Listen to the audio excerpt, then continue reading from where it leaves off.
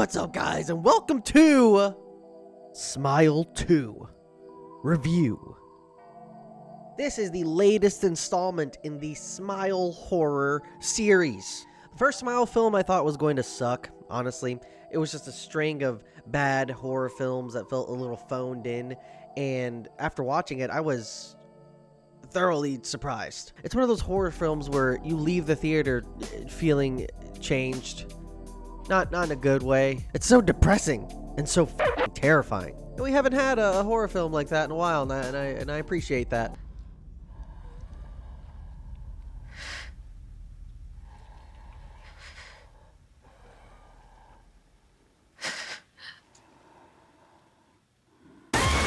The cinematography of the first one was awesome. I love the fact that you don't see the monster until the very end. Spoiler alert. The way they utilized cinematography, it was just done so well. Of course, it's not the greatest horror film there is, but I thought it was a good one. So at least to say, I was pretty excited for Smile 2, and it did not disappoint. Although I was a little worried. I thought this film was going to suck, even though the first one was good.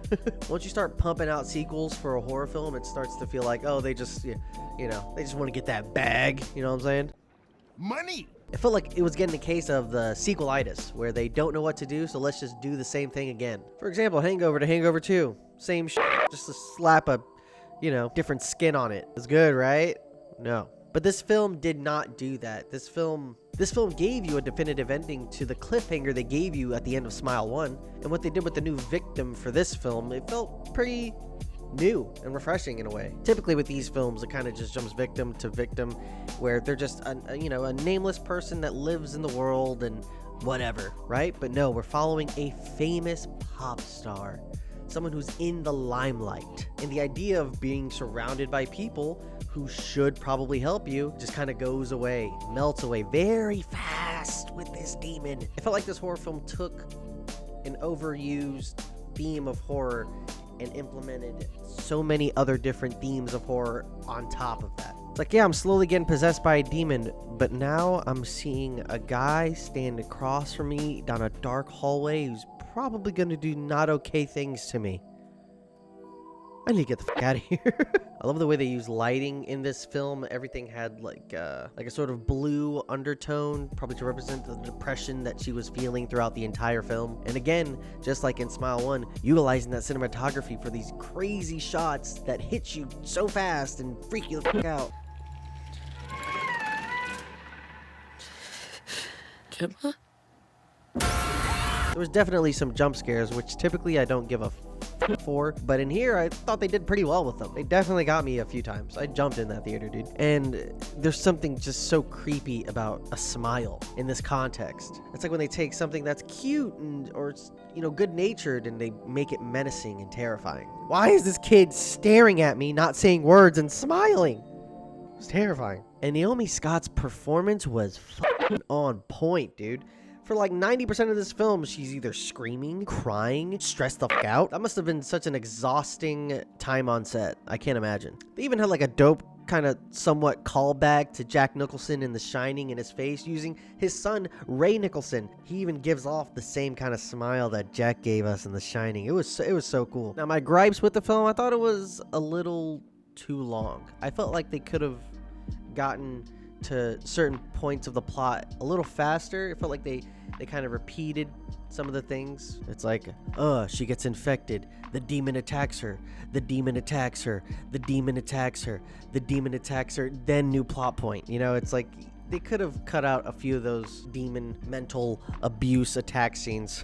And I also wish they took a certain point and really ran with it, which I hope they do in the next film. We need to kill you first. What? And again, just taking that concept of like, well, if there's people around, I should be okay, right?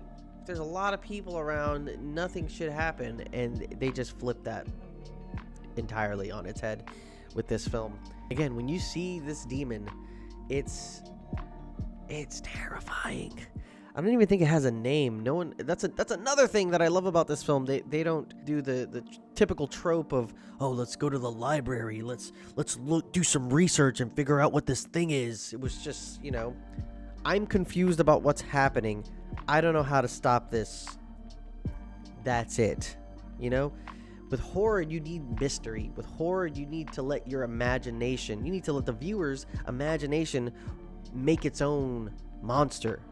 If that makes sense. It gives mystery to the demon. It gives mystery to the story. And yeah, it only helps. But yeah, I give Smile 2 a creepy smile out of 10. Not really. I give it like a 7.7 out of 10. It was a pretty good movie. Again, could have been a little shorter. I wish they kind of pushed forward with some of the plots that they made, but that's just how how shit goes sometimes. Anyways, fun movie. I think you should go see it in theaters while it's out in theaters. Surprisingly, I went to go see this in theaters on Thursday at night, and it was sold out at like a 7 p.m. showing. I had to wait for like the 10 p.m. showing to go see it. Cool, people are actually going to theaters, dude. I like that. But yeah, go out and see it.